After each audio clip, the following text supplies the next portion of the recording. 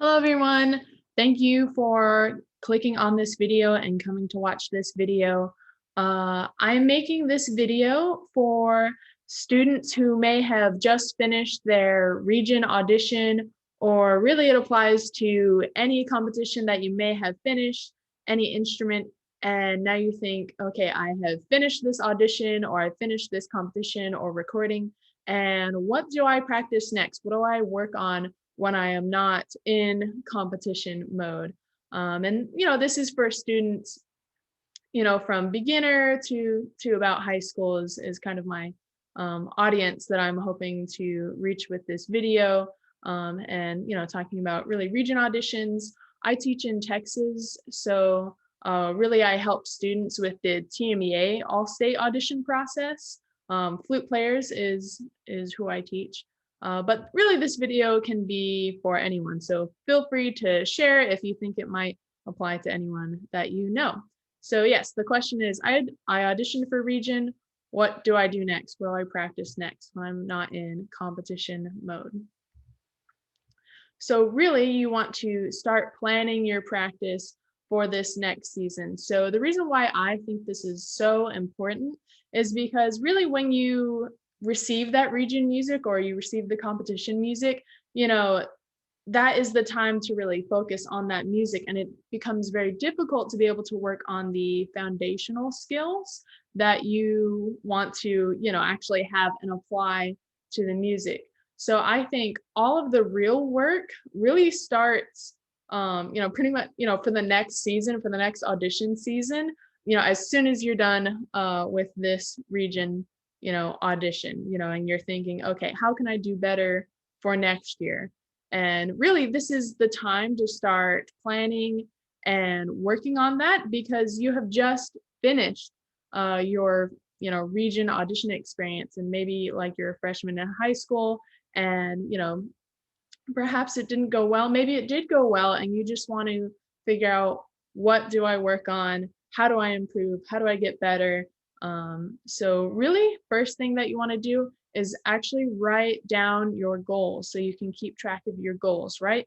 Write down some long-term goals, and we can go over these goals later on in this video, but just write down long-term goals, any short-term goals, any flute goals, any music goals, anything that you can think of that can really focus your practicing. And again, use this region experience to inform what you should work on next. So let's say if you really thought, for example, if you had a hard time reading in A major or something like that, then okay, well, maybe I need to practice my sharp scales. Maybe that's something that I should work on and work towards, coming into this next region experience. So definitely write down anything that you can think of, anything that you want to change for next year. And then, kind of take stock of your strengths and your weaknesses. Write down what you're good at. Maybe you have really great tone. Write down that, in your strengths. And maybe your vibrato isn't as great as you would like it to be. So, write down, it's not necessarily a weakness, it's just a strength that you haven't developed yet. So you can definitely work to change that.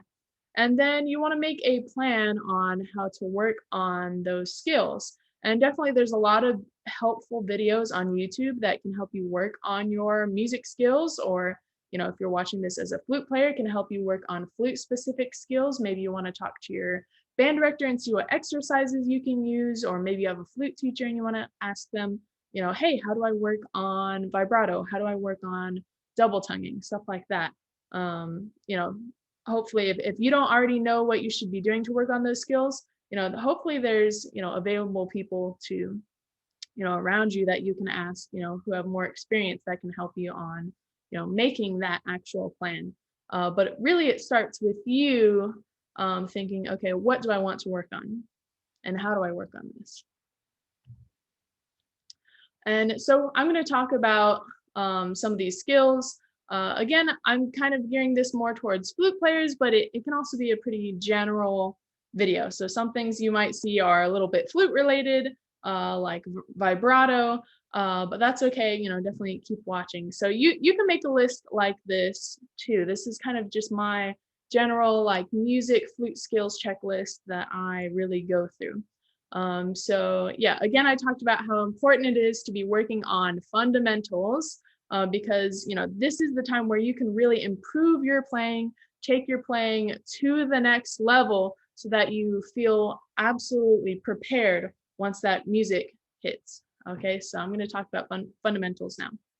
So first thing is how do you sound and your tone clarity. What's your tone like?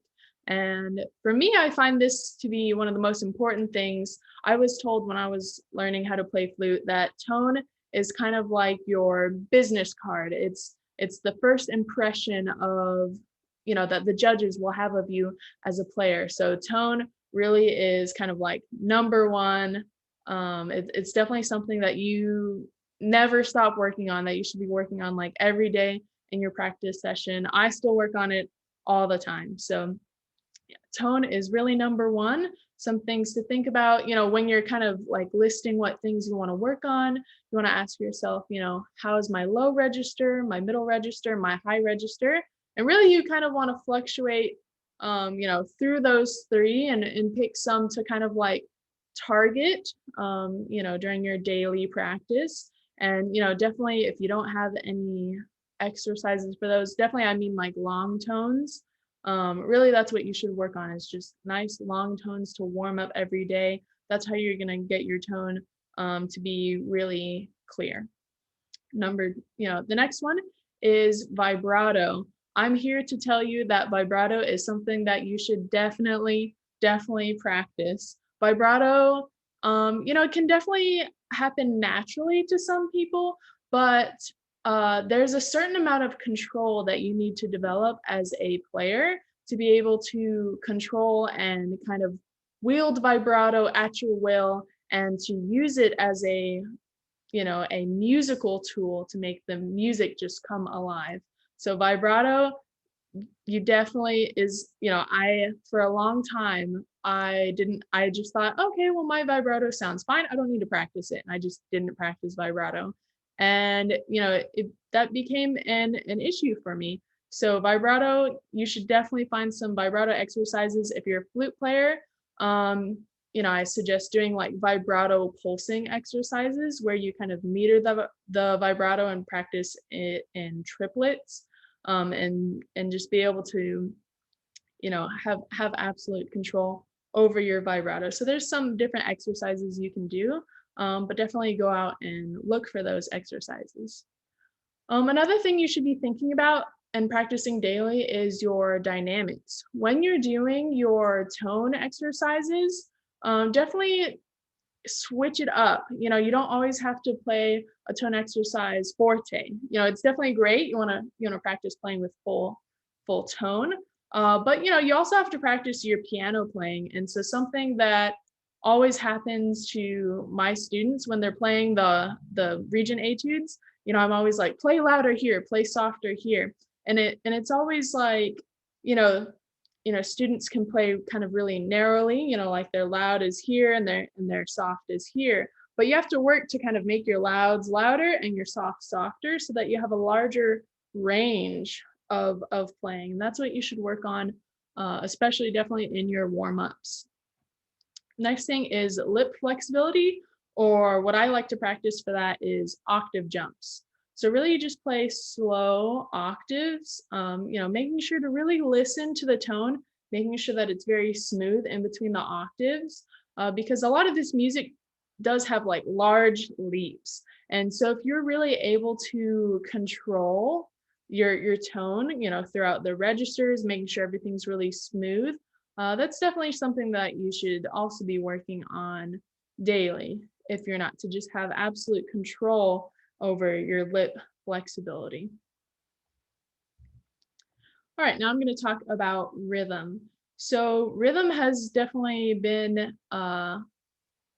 probably not my strong suit when I was learning how to play flute. I just always felt like, I couldn't play with the metronome, or perhaps, I could see the rhythm and I felt like I could think it, but I couldn't quite play it. So again, I'm here to tell you, rhythm is something that you definitely have to practice. some people just may have just natural rhythm, and that's great. But if you don't, there's things that you can do to actually work on it and get better at it.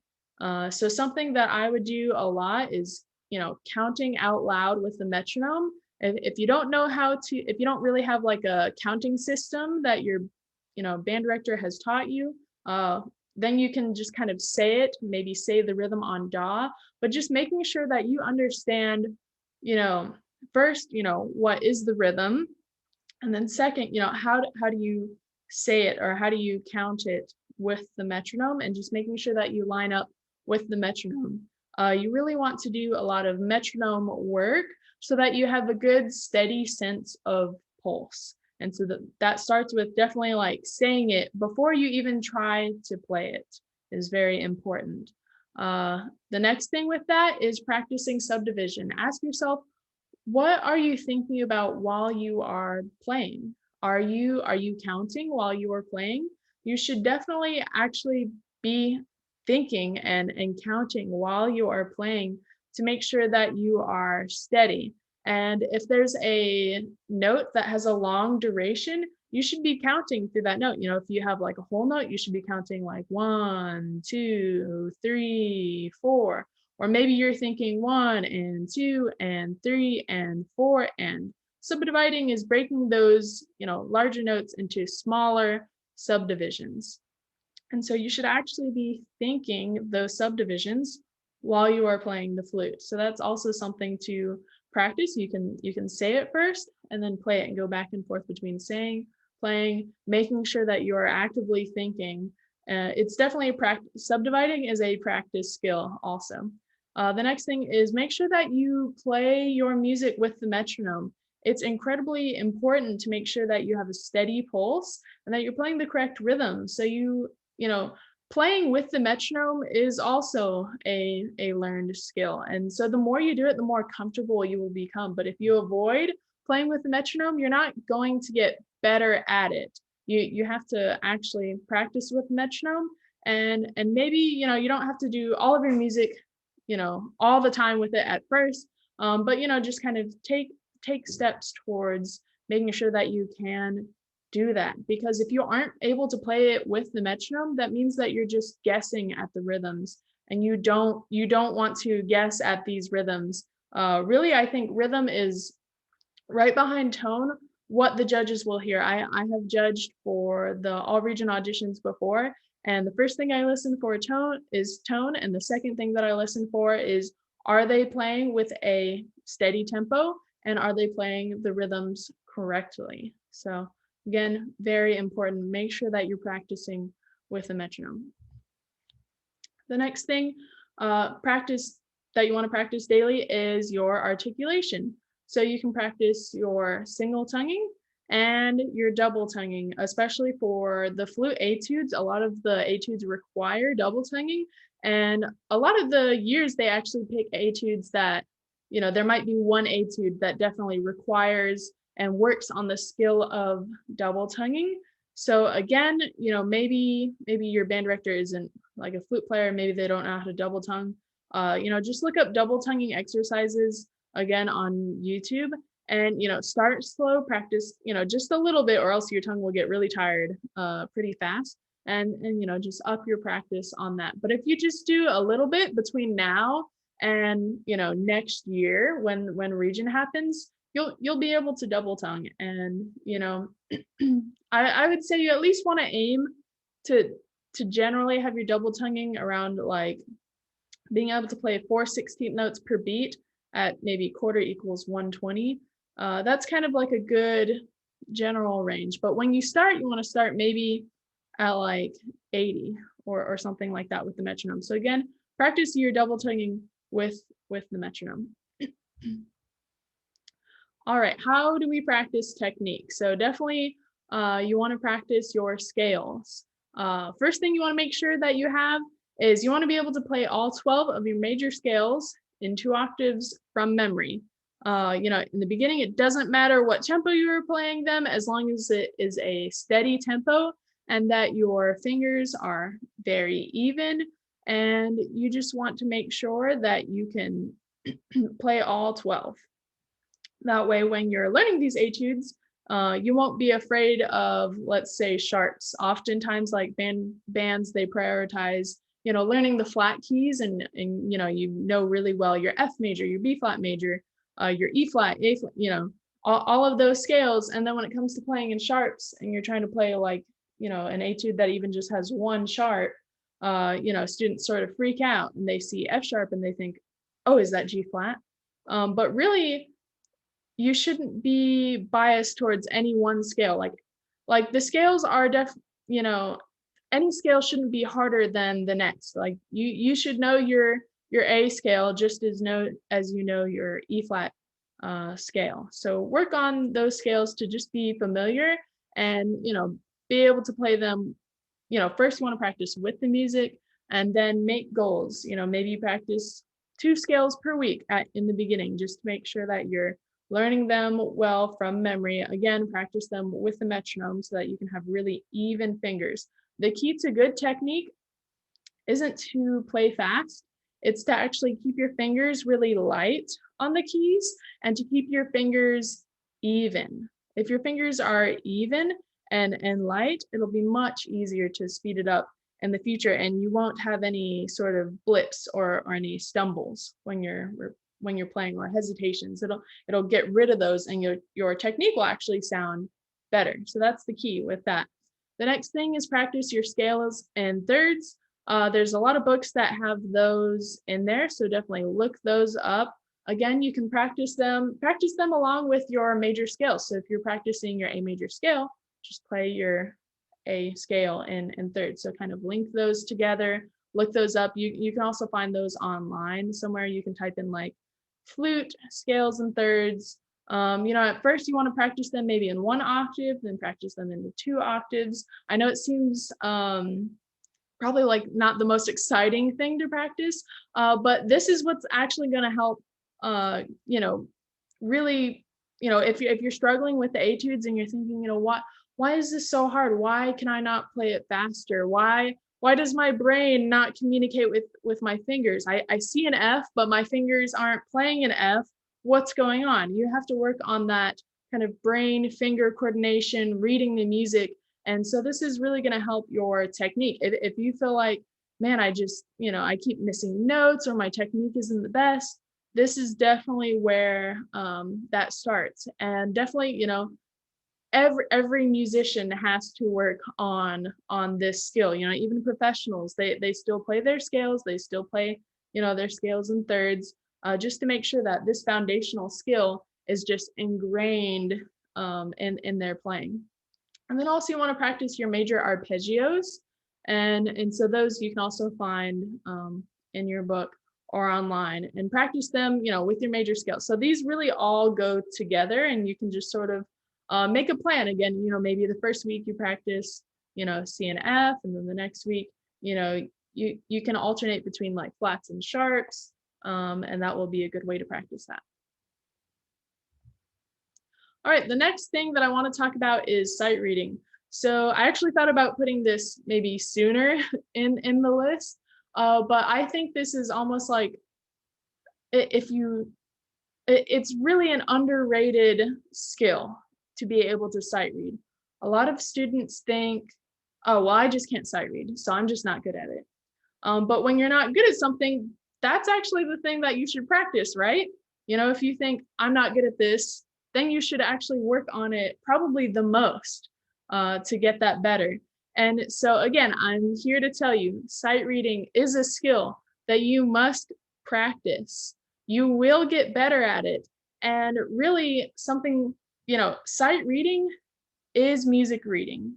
Being able to sight read properly is actually being able to read music properly. The more that you practice sight reading, the better that you will become at seeing music and playing it correctly the first time. What if when you saw those region etudes a year from now, you could actually play through them at a very slow and steady tempo the first time that you saw the music? You would have a real leg up on the competition and be a lot better off and have a way better starting point than you would have if you weren't good at sight reading. If you feel like you really have to take it beat by beat and almost memorize the notes to be able to play them correctly, that's not being able to actually read music. That's just learning music by rote. So again, sight reading and reading music is a super, super important skill. If you want to be able to learn the etudes faster and have a way better starting point, just practice sight reading, as often as you can. And, maybe spend about like 5 minutes on it per day. And, after, even if you just do that for like 100 days, your sight reading skill will improve tremendously. And especially if you're pairing that with working on your scales, you'll be able to play a lot harder music much, much faster. Okay, so if you can't sight read, you probably can't read music, properly or fluently. Kind of it's almost like, practicing your reading skills. When you're reading, a book, right? You kind of start off with, you know, very, basic sentence structures, right? And then you practice your reading until you can actually read, entire like chapter books. And so that's kind of, if you want to relate that skill, that's why we need to practice our sight reading, and make sure that we can read the notes and rhythms more fluently, and really just kind of improve that connection, because reading music is a process, right? You see the note on the page and we have to decode that information. We have to think, okay, what does that mean? Okay, that note is an F. And then we have to do something with that, right? We have to send a signal from our brain all the way to our body, and we have to control, all of these muscles to be able to play, okay, play the F. And then we have to play it, at the right dynamic and in time with good tone. So there's all of these processes that have to happen, and it's, actually, quite complicated skill. And so it, again, just work on it. Slow and steady wins the race. 5 minutes per day. Just practice, sight reading a new line, and you don't have to immediately jump into and just be like, okay, I'm going to play this new piece of music. You can actually, there's some things that you can do to improve your sight reading. So I'm going to kind of go over that a little bit more in depth. So this is how to sight read. So this was taught to me by my flute teacher in high school. I did not come up with this, but it's just something that has stuck with me, and it's just kind of really simple. So when you're going to sight read, you want to first look at the signatures, look at the key signature, look at the time signature. You might even want to play the scale of the key that the piece is in. Make sure that you know exactly how the time signature works. If it's in 6/8, maybe you want to count some of that first. And then look at the tempo. There should usually be a tempo marking. And just be aware of it. You don't want to sight read at full speed. Let's say the piece is at 120. You don't want to play it right there, but you should just be aware that, okay, this should sound generally fast, or this should sound generally slow. But regardless, you should play at your own pace, at your slow and steady tempo when you're first sight reading. And then if there's any terms in the music, also this works really well for for learning the etudes next year. So if there's terms, you should know what every single marking on the page means. And so if that means kind of Googling the terms first before you start playing, definitely do that before you start playing. The next, look at the articulations. You can scan through the page and know, okay, is it generally slurred? Is it generally tongued? Are there accents? Are there staccato markings? Generally what, just kind of scan through and just kind of get a feel for what's about to happen.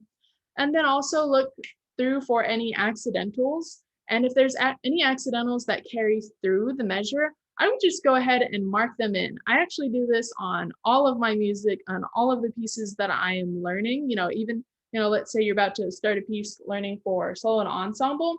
If there's an A flat at the beginning of the measure and there's one at the end and it's not marked, just go ahead, make it easier on yourself and just draw a flat sign. Don't write in every single note. If there's a weird, like let's say, your brain doesn't really recognize G sharp that well, and you have to sit there and you have to convert it and you have to think, oh, is that an A flat? And now you finger an A flat. but then the next A that you get to, you try to play it flat. So you should actually train your brain to be able to read these accidentals as you see them on the paper. So if you see G sharp, you should read it as G sharp and just think of, okay, this is the new fingering for G sharp. So this is where you can also practice that. The next is working on looking at the rhythms, and you can scan through and just look for any rhythmic trouble spots and maybe just count through them, either out loud or in your brain if you want, before you get there, so you can have an idea of what's going to happen. And then range, go ahead and look for any notes. Perhaps there's a lot of high notes that you might not know the fingerings to. Go ahead and look up those notes. See what the lowest note of the piece is, what the highest note is, so that you can be ready with those fingerings, maybe go over them if you need to. And then the last is style. So again, this spells out stars. So this is an easy way to remember this. And so as for the style, I just like to see, is this going to be a lively and fast piece, or is this going to be slow and somber? And then really just kind of scan through and look for anything else on the page of significance, especially look at the title, if it says, I'm sailing, maybe that's the title of your piece, then you want to, kind of try to embody that mood. So kind of that's what I mean about that. And also here is where you want to scan through and maybe look for any dynamics or maybe any roadmap. Maybe there's a repeat that you need to take. So just go ahead and just look for anything that you may have missed. And then also some more tips for just learning music. So let's say you did all of those steps, you sight read the music, and then here's how you kind of go back and work on that. Again, you can use this for the all-state etudes or for any piece that you're trying to learn. So the first is you want to section the music into small pieces. You really shouldn't practice, more than 4 measures at a time is usually a good kind of general rule. And maybe even practice a little less if you're having trouble just making it through a measure, just practice that measure. And then the first thing that you want to do is you want to say and finger the note names. That's actually really going to help you with that process of seeing the note and then making your fingers finger it faster. If you think back to when you were a beginner, right? And you remember, you had to maybe count the spaces or count the lines. And then you had to sit there and look at your flute and think, okay, I put my thumb down, my first finger, and you had to really go through that process. Obviously through practice, you shorten that process. Now you can see it and you think about it pretty quickly. But now you have to even get faster so that you can string together notes. Like what if you see, 16th notes? You have to kind of almost be able to read those as a group. And so just saying it out loud will help make that process much faster. So you definitely want to work on speeding up that brain finger coordination. The next is you want to count or say the rhythm out loud, and try it with the metronome at a slow and steady tempo. And again, if you don't really know a counting system or you're not super familiar with it, you can just say the rhythm on DAW and just make sure that you know the rhythm before you actually put your instrument to your face to play that rhythm. The next is whisper playing, which is basically what I call when flute players kind of put the flute up to the side of their mouth, and they kind of blow some air through the instrument and finger and try to play it, but they're not actually making a sound. That's what I call whisper playing.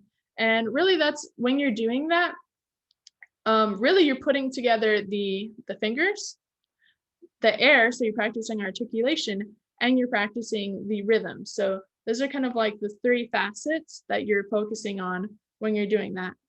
And then when you play the passage out loud, make sure that you play it with the metronome, as early on as possible. Maybe your first run, you don't have to, maybe play through the measure once without the metronome, but the sooner you can practice it with the metronome, the sooner you can really piece it together. It's very hard to spend a long time learning a piece of music. Let's say you learn a solo and you're working on it for an entire month, and then you try to go back and put it with the metronome, it becomes much harder. So you have to really do that as early on as possible. And then you can really start to understand, how do these rhythms fit with the metronome. And that's something to practice and work on. And if the faster you can do that, and the more you can do it in your sight reading and in the early processes, the easier it will be to just have good rhythm and good working on that subdivision, working on having a steady tempo. That's what you want when you're playing all the time, no matter what, making sure that you're not guessing at the rhythms. All right, so really what you want to do is just, again, you can kind of write down what your goals are. And so these are the categories that I came up with. You can definitely add to these categories, but I would write all these down in a list and then, sort of rate yourself on a scale of like maybe 1 to 5.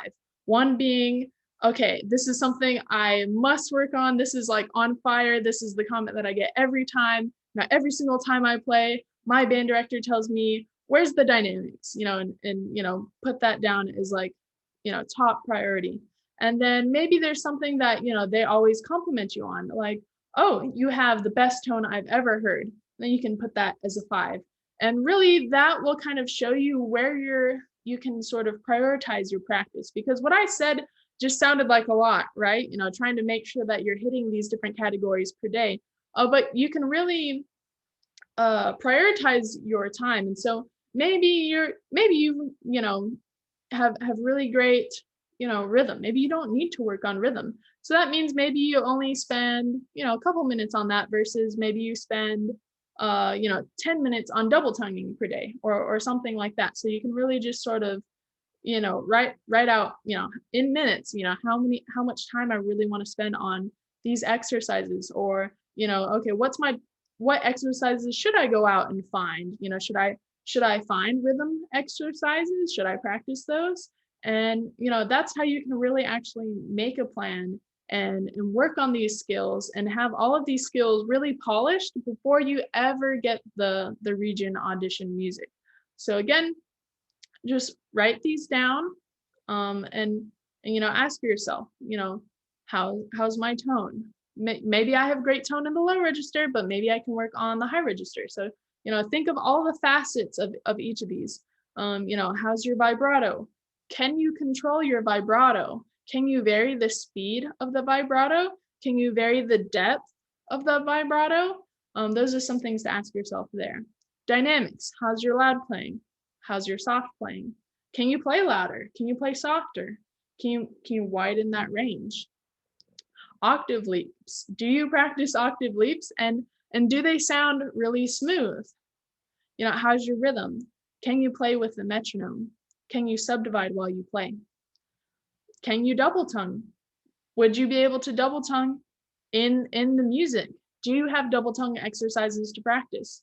Really, I practice double tonguing almost every day, no matter what, just kind of like scales, so that I can just warm up the tongue, because it is a muscle and it is something that you have to gradually train to get better at. Especially how's your clarity of tonguing? Does it sound fuzzy when you're tonguing? How's the position of the tongue in the mouth? Next, do you know your major scales? 2 octaves. Do you know your scales and thirds? Do you know your arpeggios? Can you play these from memory? And then maybe if you can play them from memory, are they even? Are your fingers light? Do your fingers feel clunky while you're playing? Do your fingers feel even? And then maybe you want to work on speed of those. Next, do you sight read? How often do you sight read? Are you neglecting your sight reading? How well do you actually read music? Are you fluent at reading notes and rhythms? Can you work on that, just a little bit every day? How's your posture? How's your hand position? How do those things affect your breathing, your tone, your technique? And then can you think of anything else? If you can think of anything else, just write it down. Write down your goals, make a list. All right, so that's it for this video. Again, I just wanted to help you guys come up with a plan to really practice for this next season, and really gear up for the next region season. again, you don't really have to, you don't have to, be so focused on, oh, region, it's so important. Really these skills are actually the most important things that you could practice daily. And so hopefully that kind of shows you, what to practice just in general. And, hopefully this video helped you. So if there was a concept or something that I said that just really resonated with you, definitely leave it in a comment. Thank you. Bye.